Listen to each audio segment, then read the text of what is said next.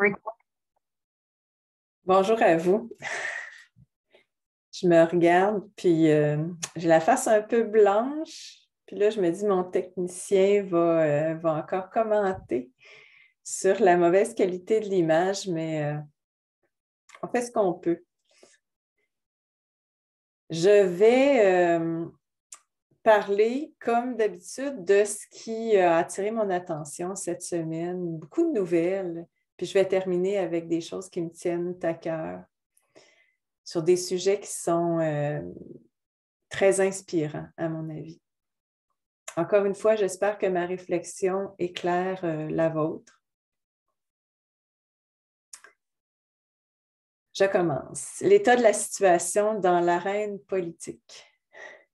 Alors, on a vu au Québec un Pierre-Hugues Boisvenu, qui est sénateur, qui est intervenu pour poser la question, mais comment ça se fait qu'on continue d'avoir un fonctionnement hybride?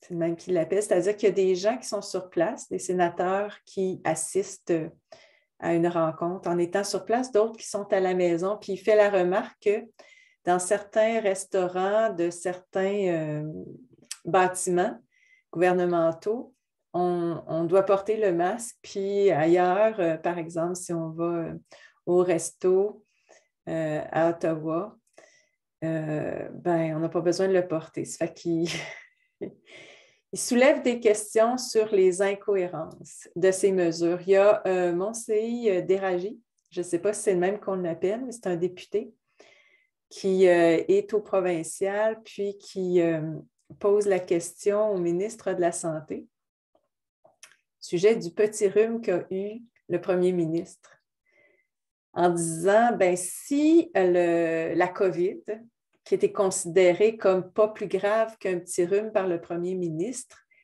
si c'est le cas, comment ça se fait qu'on maintient des mesures exceptionnelles? Ça a choqué bien gros le premier ministre puis le ministre Dubé. Toujours dans l'arène politique, mais ailleurs, dans le monde, il y a Claire Daly qui est au Parlement européen qui fait une sortie très puissante. C'est la deuxième fois que je l'entends s'exprimer avec force. Tellement de force qu'il y a un député qui semblait être visé au Parlement et qui a quitté. Alors, qu'est-ce qu'elle raconte? En gros, elle dit que donner des armes aux combattants en Ukraine, ça ne fait que faire perdurer la guerre. Que si on veut vraiment la paix, il faut arrêter de fournir des armes.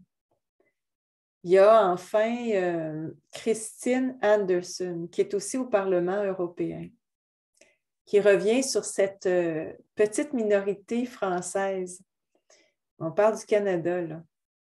Et qui dit que tout commence par une petite minorité, puis qu'on ne doit pas être offusqué ni désespéré par cette situation-là. Au contraire, on doit être fier d'être une petite minorité qui provoque le changement, éventuellement.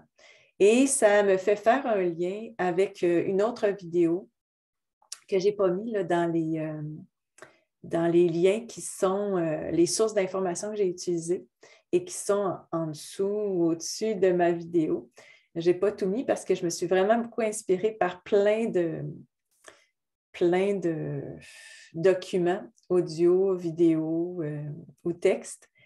Mais il y avait donc une petite présentation faite par, je ne me souviens plus qui, mais qui parlait du Trim Tab. Qu'est-ce que c'est le Trim Tab? C'est une partie d'un bateau qui est tout petite et qui est assez malléable, mais qui fait en sorte qu'à cause de cette malléabilité et du fait que c'est tout petit, qui dirige en fait le bateau contre les vents et les mouvements de la mer. Et ça prend cette petite partie du bateau qui est essentielle pour diriger.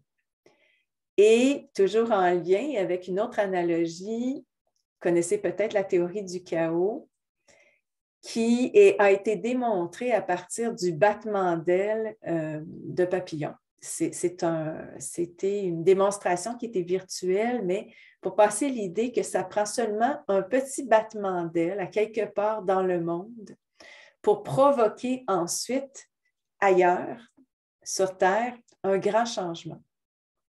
Alors, tout ça pour dire que tout grand changement commence toujours par un petit battement d'aile ou encore une petite pièce sur un bateau qui est déterminante ou encore une minorité qui a l'esprit ouvert et qui se questionne. Par rapport à la scène politique, j'émets une hypothèse. Quand je vois les politiciens s'exprimer ces jours-ci, depuis 2 ans, j'ai la nette impression qu'ils sont manipulés. Ça, c'est une chose, mais plus encore qu'ils sont sous influence. Je vais appeler ça comme ça. Sous influence mentale, c'est-à-dire qu'on utilise auprès d'eux des stratégies qu'on utilise aussi auprès de la population. Mais pour les politiciens, bon, en plus des conflits d'intérêts et probablement des chantages, j'ai cru remarquer ces jours-ci une influence physique. Alors, j'ai vu Trudeau avoir de la misère à se tenir. Il était probablement ivre durant une présentation. Puis vous avez remarqué sans doute comme moi le comportement vraiment bizarre de Freeland, qui a l'air, elle, sous la cocaïne. C'est une impression, hein, mais c'est sûr que ces 2 personnes que je nomme dans les petites vidéos que j'ai vues, ils ne sont pas normales. Il y a quelque chose qui se passe. Puis effectivement, je me suis dit, mon Dieu, toute une pression que ces gens-là vivent et ces gens-là ne sont pas heureux. Puis je ne dis pas ça pour avoir... Ben, en fait, j'ai pitié d'eux. Pour être honnête, si ces gens-là étaient mes clients, j'éprouverais des sentiments parce que j'imagine dans quelle situation ils sont. C'est-à-dire que je ne suis pas certaine qu'ils le font totalement par choix. C'est sûr que quand on a des conflits d'intérêts, ben, on est captif, on est pogné, puis on a tout avantage à ce que, par exemple, les mensonges perdurent puis que la vérité ne se sache pas. Puis c'est vraiment, je ne pense pas que c'est facile. On a de la misère à aimer ces gens-là.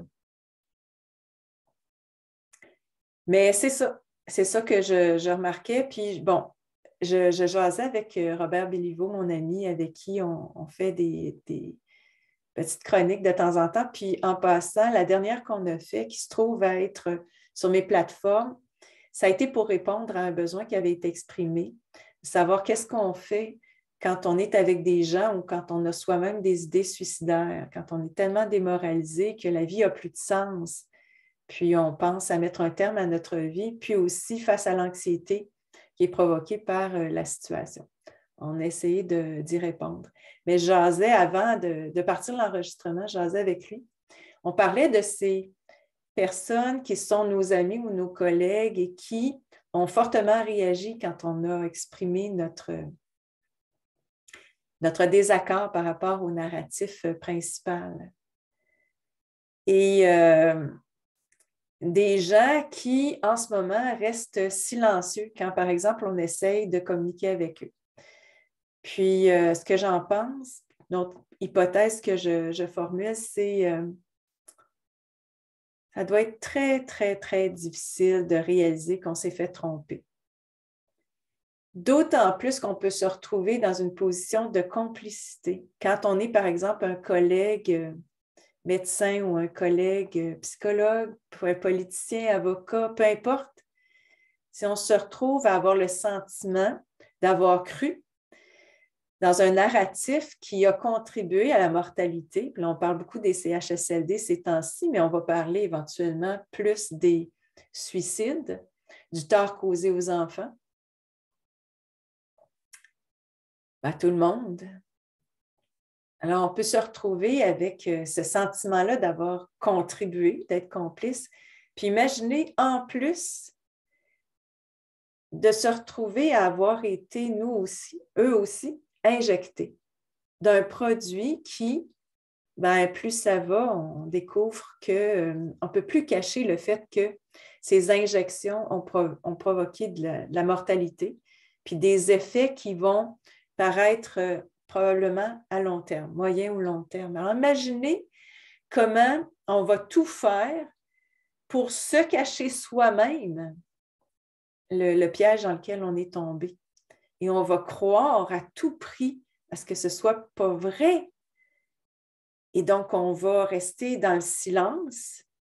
On ne voudra pas discuter de ça. On ne voudra pas voir la vérité. Et c'est l'orgueil, l'ego qui nous empêche. Tu sais, on se dit, ben pourtant, ça serait facile de reconnaître que, voyons, c'est tellement évident que c'est des injections expérimentales, que ces mesures-là n'ont plus de sens, c'est plus en lien avec les statistiques. Tu sais, dans notre tête à nous, on se dit, ça devrait être facile parce que c'est tellement évident, mais non, c'est vraiment pas facile. C'est même pour certaines personnes impossible. Et imaginez quand la vérité va se savoir, ce que vont vivre ces gens-là, ce que vont vivre ces gens-là. Il va y avoir, à mon avis, un chaos immense, des dépressions, de l'anxiété tellement élevée que à partir d'une peur, par exemple, des effets graves de l'injection, les gens vont créer, on appelle ça l'effet nocebo, là, vont créer ces malaises. Et bon, je voyais passer ces jours-ci un hôpital qui a du mal à fonctionner parce que les soignants sont en congé de maladie de la COVID. Alors, ce qui s'en vient probablement, c'est effectivement un système de santé qui n'est pas capable de répondre aux besoins parce que les gens qui ont été injectés seront malades et que les soignants aussi, puisqu'ils ont été obligés d'être injectés. Ben c'est ça, plus ça va. Bon, vous avez vu peut-être le rapport Pfizer qu'on a commencé à rendre public avec tous ces effets liés à la mortalité, puis des effets qui sont graves aussi. Je passe à un autre sujet qui a attiré mon attention, puis c'est une théorie qu'on appelle la fenêtre d'Overton. Overton. Ça, j'ai mis le lien si vous voulez savoir ce que c'est. C'est vraiment cocasse parce que c'est une théorie qu'on m'avait envoyée dès le début de cette crise, il y a 2 ans. Puis j'avais lu ça en me disant, ben, c'est tellement évident que c'est ça qui se passe, mais je me rends compte que ce qui m'apparaît à moi évident, ça ne l'est pas nécessairement pour tout le monde. Alors, je trouve que ça vaut la peine de revenir sur cette fenêtre-là. Qu'est-ce que ça dit? C'est des sujets qui sont déraisonnables et que par certains processus, on rend raisonnables.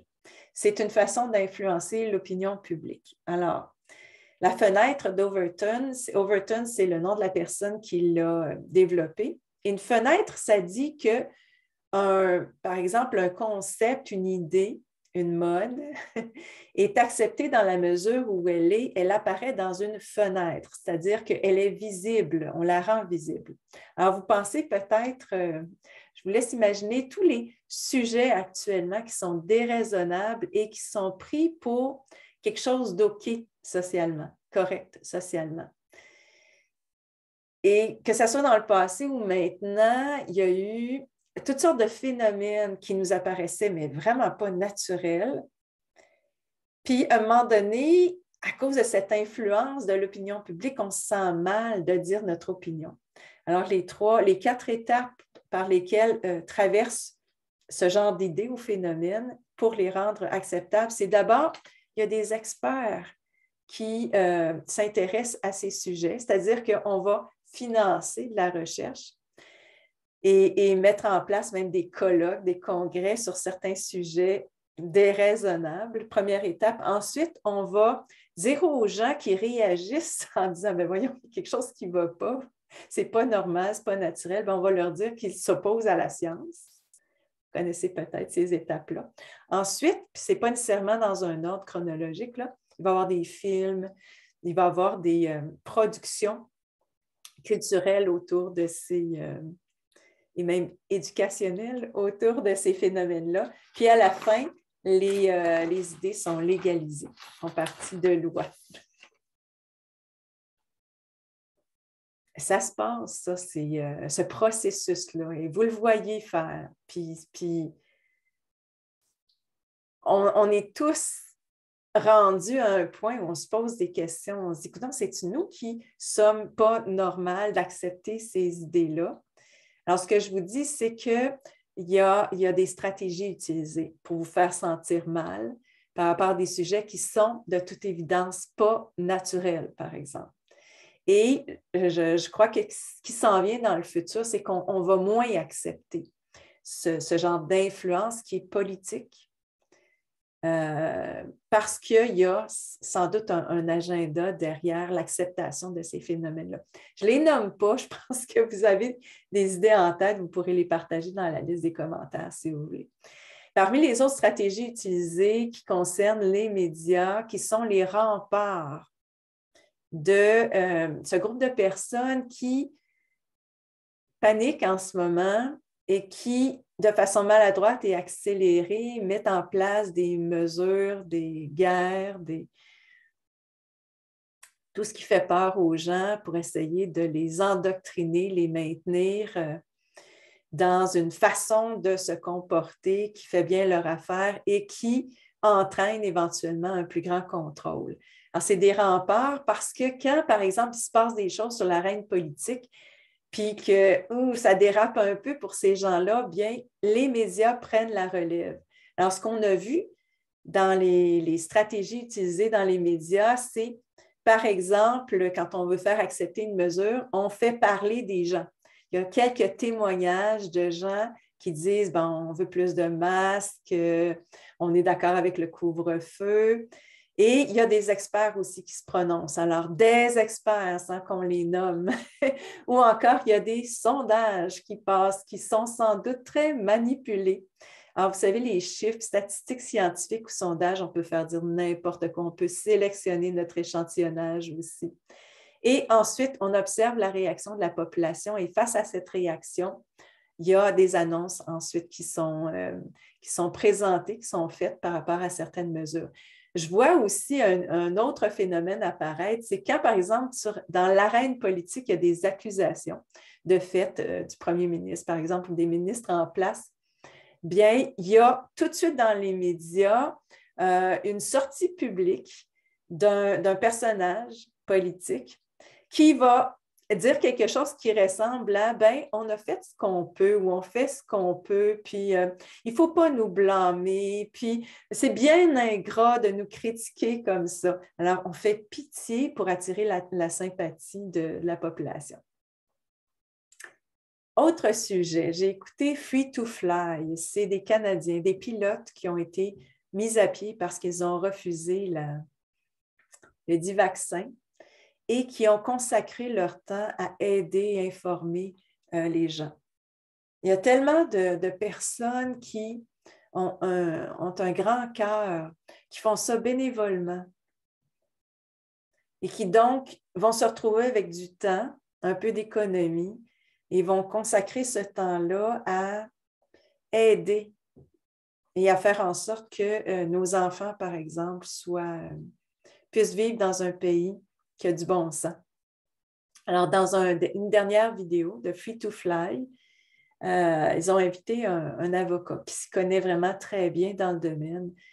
Puis, bien sûr que ce qui était intéressant, c'est de parler des possibilités de se déplacer, de voyager. Et ce qui nous a fait comprendre, l'avocat, c'est que même si ça fait partie de la Charte des droits et libertés, d'entrer et de sortir d'un pays, de voyager d'une province à l'autre, par exemple, il nous a fait comprendre que le conseil exécutif, donc les chefs politiques, ont le dernier mot et peuvent nous faire n'importe quoi, peuvent décider de n'importe quoi, peu importe la charte. Et précisait que la plupart des poursuites qui ont été faites contre des mesures qui allaient justement à l'encontre de la charte, ces poursuites-là n'ont pas gagné parce que les juges font confiance aux chefs politiques. On se retrouve dans cette situation-là en ce moment. Ça ne veut pas dire que ça ne peut pas bouger. Et la question qui a été posée à l'avocat, qui est vraiment importante, c'est comment on va faire pour s'en sortir. Et ce qu'il répondait, c'est lorsqu'il y a une partie importante de la population qui va ne plus suivre les chefs politiques et mettre en danger leur possibilité d'être élus. Donc, c'est une question je dirais, d'élection. Puis encore que je doute, moi, du processus électoral maintenant. C'est une hypothèse là, que c'est arrangé. À la fois toute la propagande médiatique là, qui précède une élection, mais aussi, je suis plus sûre qu'on peut avoir confiance aux élections puis au système politique actuel. Mais effectivement, on revient toutes les personnes, je pense, qui sont très impliquées dans la crise actuellement, puis peut-être que vous aussi, on vient à cette solution ultime et probablement celle qui sera la plus déterminante, c'est lorsqu'il y a une partie de la population qui sera influencée par cette minorité qui voit clair, qui partage l'information, que ça va créer d'autres phénomènes par la suite et qui va amener un changement. Je continue dans ce que j'ai observé cette semaine studio avec Pitre, son prénom m'échappe, qui n'est pas Frédéric Pitre, mais donc l'autre Pitre, studio, qui est une personne qui est très forte sur l'analyse. Je vous dis ça parce que j'ai eu la chance d'être interviewée par... il va m'en vouloir d'oublier son prénom. Et il s'était très bien préparé. Et puis, tu sais, les médias alternatifs, c'est fort là, de ce temps-ci. Puis je pense à Libre Média en passant. Là, ils sont vraiment dans leur naissance. Puis, à mon avis, il faut les encourager, tout comme...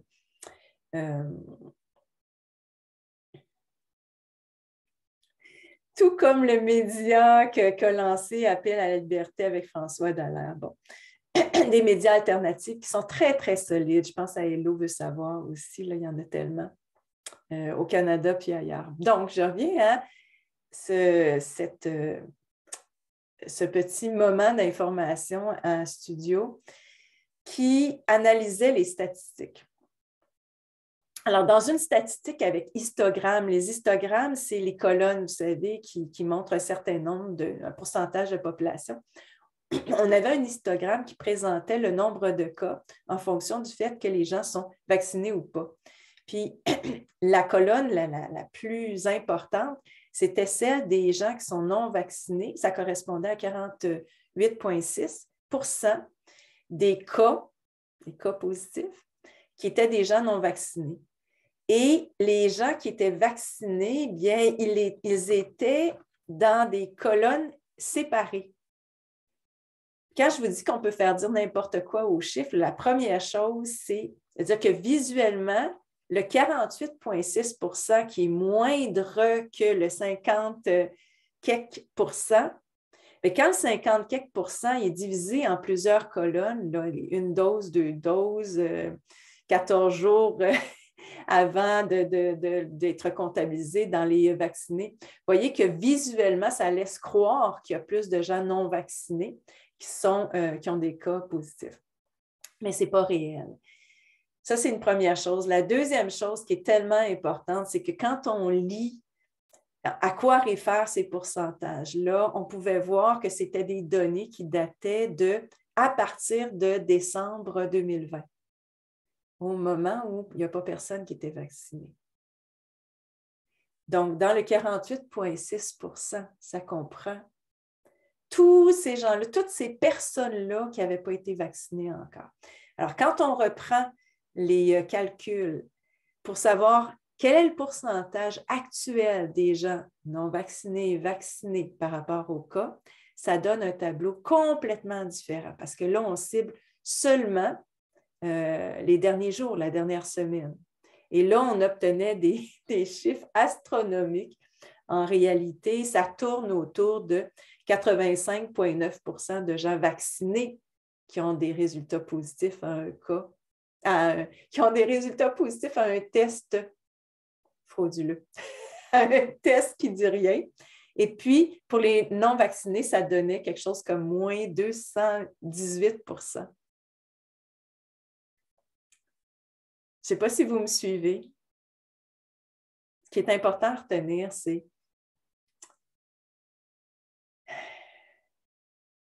les chiffres, les statistiques, les sondages, même les élections. Qu'est-ce que ça veut dire? Est-ce que c'est une réelle représentation de l'opinion des gens, de la volonté des gens, des situations que vivent les gens, de leur état de santé? Autre sujet, financier cette fois-ci. J'ai écouté, vous savez, le jury populaire de Rainer Fulmich. Dans ce jury, il invitait des personnes à parler de l'aspect financier de cette crise. J'en ai moi-même parlé souvent en disant que, à mon avis, lorsque les gens vont réaliser que la dette qu'on reconnaîtra après la guerre en Ukraine, la dette qu'on reconnaîtra après cette annonce de pandémie, cette dette-là, elle provient d'argent qu'un pays, que des personnes ont emprunté en promettant de remettre le montant avec intérêt, en plus d'intérêt. Et cet argent qu'on vous a passé, ou qu'on a passé au pays, c'est qu'un chiffre, hein? Ça n'existe pas, c'est-à-dire qu'on a mis un chiffre dans votre compte en banque, on a mis un chiffre en disant le Canada a emprunté des milliards, mais ce n'est pas de l'argent qu'on a produit, c'est un chiffre qu'on a mis. Et ce chiffre-là correspond à de l'argent qui n'existe pas, mais qui est emprunté et remis avec intérêt à des gens, à des personnes qui ont le pouvoir d'émettre ces montants-là. Pour moi, c'est fondamental. Le jour où les gens vont comprendre ça, et puis qu'on va leur dire, ben, vous avez une dette tellement élevée qu'on doit vous enlever vos pensions, vos revenus, puis en échange, on va vous offrir un revenu universel.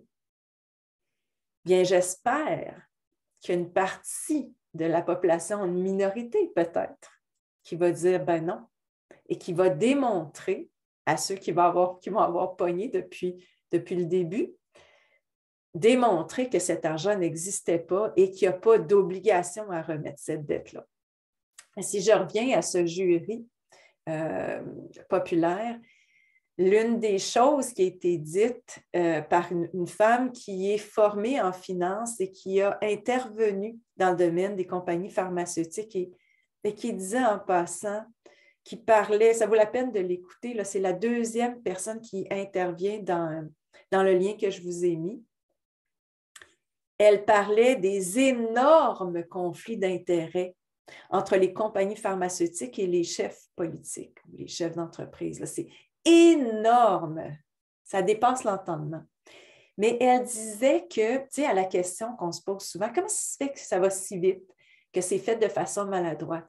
Elle disait parce que ils ont réalisé que l'argent ayant été produit à flot, cet argent ne vaut plus rien, si bien qu'on ne peut plus remettre des pensions qu'on a promis. Alors, les gens qui ont travaillé toute leur vie et qui ont ramassé des sommes et qui ont l'intention de vivre leur retraite à partir de ces sommes-là, ce qu'on appelle une pension qu'on reçoit, bien les banques n'arrivent plus à payer cette pension. Ils n'ont plus d'argent pour payer cette pension-là.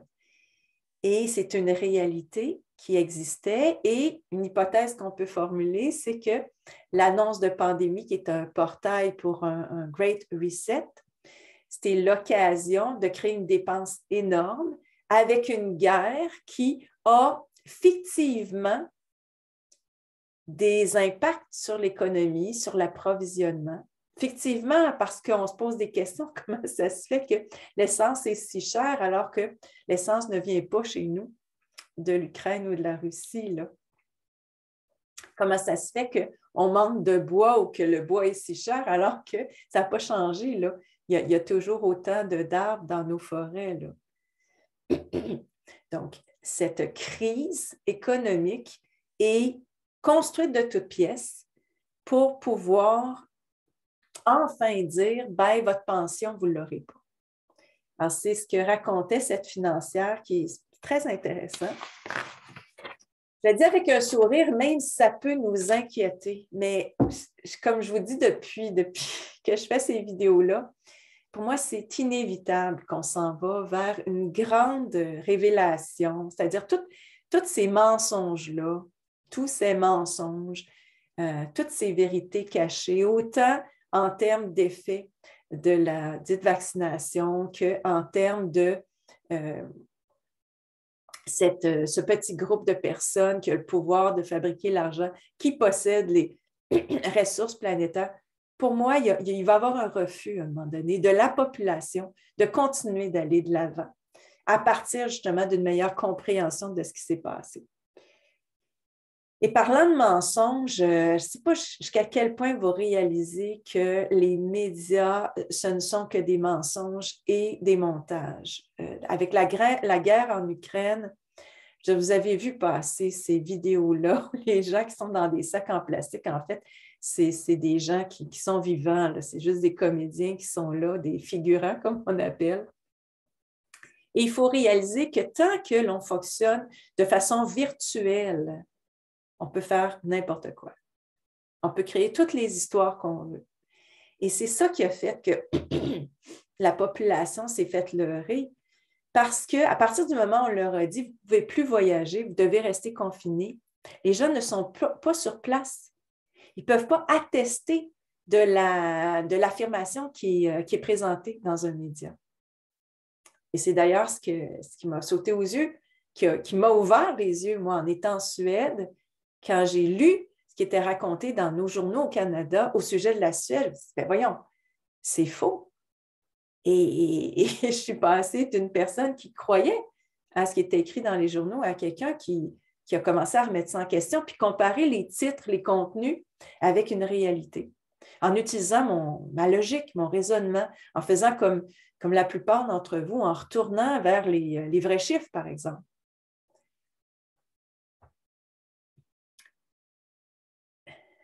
Là, je vais terminer avec des choses qui, à mon sens, nous donnent l'espoir, qui me donnent l'espoir, des choses qui sont tellement encourageantes. Et d'ailleurs, quand je lis vos commentaires, d'abord, je vous remercie pour vos commentaires. Et ça me touche de dire ça parce que j'ai l'impression depuis le début qu'on s'accompagne, qu'on fait ce chemin ensemble, un chemin qui nous mène vers notre âme, c'est-à-dire notre cœur. Moi, je réalise ça, que je dois prendre une distance par rapport à cette vie que l'on a considérée comme exclusivement matérielle, qui nous a divertis, et revenir vers le pouvoir de notre cœur. Alors, j'ai l'impression qu'on avance tous dans cette direction-là.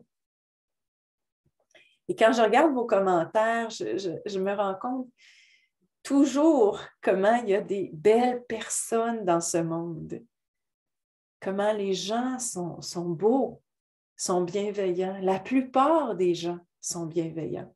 Et je reviens à Christine Anderson, cette femme qui s'exprime dans le Parlement européen et qui parle de la petite minorité française du Québec. Elle dit quelque chose de très fort. Elle dit « I too needed hope. I too needed to know I'm not alone. » Ça veut dire, moi aussi, j'avais besoin d'espoir. Moi aussi, j'ai besoin de savoir que je ne suis pas toute seule, que je ne suis pas folle. Et elle dit que cette petite minorité nourrit sa détermination à continuer. Merci à chacun de vous de nourrir notre détermination à rester là, puis à nous entraider. Il y a Alexandre Henrion-Côte aussi, qui était courageuse. Elle parle je crois que c'est elle qui parle qu'on est des frères et des sœurs, on est unis dans ce processus, cette démarche qu'on vit ensemble et qui nous amène à nous extirper de ces mensonges. Et elle dit, je les plains ceux qui mentent, ceux qui ont, de mon avis, c'est ceux qui ont pogné à la recherche du pouvoir et de l'argent plutôt qu'écouter leur cœur, puis qui doivent et qui doivent vivre dans le tourment continuel et avoir besoin d'être sous influence pour continuer. Mais je sais que si je vous dis ça, ça se peut que vous n'ayez pas cette sympathie pour ces gens-là. Je sais évidemment qu'on déteste, on est en colère contre ces gens-là qui ont fait souffrir tant des innocents. Je le sais. Mais je ne voudrais pas être à leur place. Je ne sais pas ce qu'il y en est pour vous, mais je suis contente. Même si mes droits sont limités en ce moment. Je suis tellement contente de faire partie de vous, de nous, de cette gang-là qui, malgré tous les préjugés, tout le mépris qu'on a reçu, mais on a écouté notre cœur, puis on continue de l'écouter, puis de se dire, non, ça n'a pas de sens, je n'embarque pas là-dedans. Ça me fait penser à une autre demande que j'ai eue, qui est, qui peut nous aider? Y a-t-il des professionnels qui peuvent nous aider à vivre ça, puis qui n'ont pas de préjugés, qui sont ouverts d'esprit? Alors, moi, je suggère à chaque personne qui a besoin d'aide d'appeler l'Ordre des psychologues du Québec et de formuler votre demande. De dire, je veux rencontrer quelqu'un qui est ouvert d'esprit. Et si l'Ordre des professionnels reçoit plein de messages de cet ordre-là, ça va peut-être les aider à comprendre que peut-être plus de monde qu'on pense qui remettent en question tout ça. Ça, c'est une première chose. Mais autrement, je vous invite, si vous avez une compétence ou même du temps à donner ou un intérêt à aider d'autres qui souffrent en ce moment ou qui se sentent toutes seules, mettez dans les commentaires votre propre commentaire, c'est-à-dire présentez-vous si vous le voulez bien. Ça serait idéal si dans les commentaires, il y a des psychologues, mais qui se présentent en disant, ben moi, je suis ouverte d'esprit, puis je fais des consultations par Zoom, par exemple.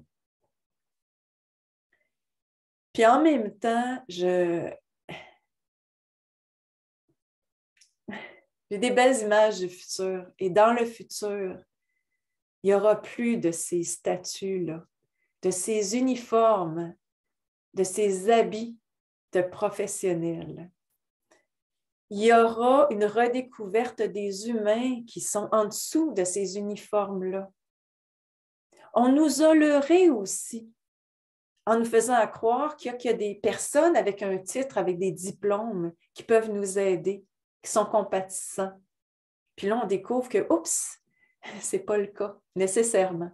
Il y a des psychologues qui sont très bons. J'en connais qui ont vraiment le cœur sur la main et qui aident en ce moment. Comme il y a des médecins qui le font, des avocats, des éducateurs, tout ça.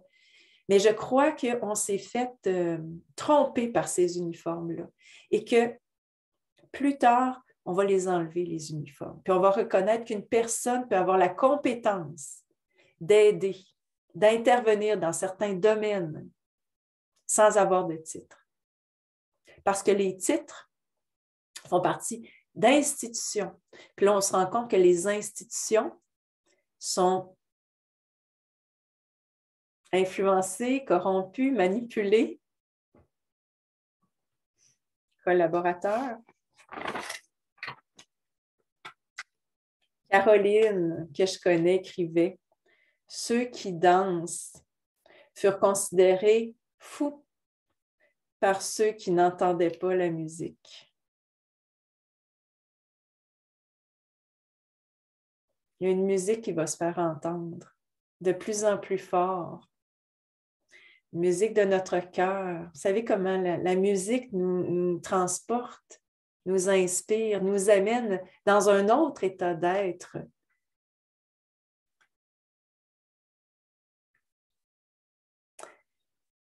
Je termine en disant, la vie est un dessin intelligent.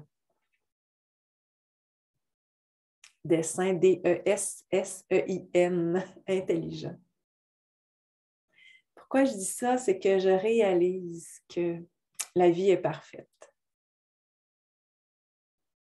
Elle est parfaite, bon, on a juste à regarder, il y a une notion qui s'appelle Golden Angle, Golden Ratio. Ça fait référence aux mathématiques de la vie. Réaliser comment tout est tellement parfait. Si vous regardez l'intérieur d'un tournesol, par exemple, vous savez, les petites graines d'une autre fleur qui sont placées de manière à créer des figures parfaites. Les feuilles sur une branche. Mais il y a aussi ce phénomène d'autorégulation dont j'ai déjà parlé, qui est que lorsqu'on vit un chaos, il y a un retour naturel à l'ordre, sans l'intervention de l'humain. C'est quand même impressionnant, ça. La vie est capable de passer d'un désordre à l'ordre, d'un état chaotique à un état harmonieux. Et ça peut nous donner confiance parce qu'il y a une force, un phénomène qui nous dépasse les humains, qui est au-dessus. Si on avait une pyramide du pouvoir réel, au-dessus, là, il y a la vie. Au-dessus des humains, il y a la vie, n'importe quel humain. Et on parle souvent du libre arbitre, puis c'est d'ailleurs un sujet que je vais aborder avec Philippe Guillemant. Si vous avez aimé notre petite première tentative, on veut reprendre ça. Et il y a une notion qui m'est tellement précieuse à moi et qui est aussi présente dans son modèle, mais on a des ponts à faire entre nos deux conceptions. Lui appelle ça le soi par rapport au moi. Moi, je me rends compte de façon très intuitive ou à partir de mes observations que la vie nous guide. Comme s'il y avait un chemin prédéterminé pour chacun de nous. Et que même s'il y a une notion de libre arbitre, que la meilleure chose qu'on peut faire, c'est d'écouter son cœur. Je me suis il était un temps où on se demandait est-ce qu'on doit écouter notre raison ou notre cœur. Mais au bout du compte, dans ce qu'on vit en ce moment, c'est vraiment notre cœur qu'on doit écouter. Notre cœur qui est notre âme et notre conscience qui est notre esprit. Et tout ça fait partie de la vie, fait partie de notre être. Et ça a un pouvoir qui dépasse nos conceptions actuelles. Alors, si vous êtes capable de vous ouvrir à ce que la vie vous offre en étant pleine de gratitude, parce que c'est si parfait, et que certains événements peuvent nous apprendre aussi à être de plus en plus en harmonie, en équilibre, en cohérence avec notre cœur, notre âme, bien, de l'accueillir, d'accueillir ces événements-là. Et j'ai l'impression qu'on n'est pas séparés autant que l'on pense, ni reliés d'ailleurs, mais qu'on est tous ensemble une même âme, qui avançons ensemble, ensemble. Et pourquoi je dis ça, c'est que c'est pas anodin que la plupart des gens ont le mot amour dans leur façon de présenter ce qu'ils vivent en ce moment. Et ce que je pense, c'est qu'on est là pour s'aider à évoluer comme d'une grande entité, une grande union d'âmes. Et peut-être qu'on est une seule âme qui avance ensemble. Avance ensemble. Et peu importe, je me figure ça plus ça va parce que je me dis, ben, c'est quoi ça, ce mouvement-là de vouloir aider, d'être bienveillant, d'être dans l'amour, si ce n'est que de vivre en harmonie et peut-être de s'influencer beaucoup plus étroitement qu'on pense. Je termine là-dessus, j'ai l'impression d'avoir été très longue.